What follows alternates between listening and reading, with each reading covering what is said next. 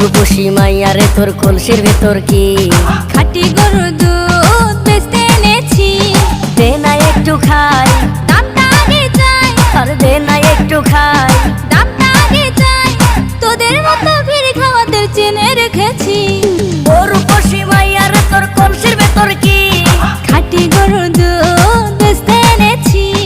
ও রূপসী মাইয়ারে তোর কলসির ভেতর কি খাঁটি গরুর দুধ বেচতে এনেছি।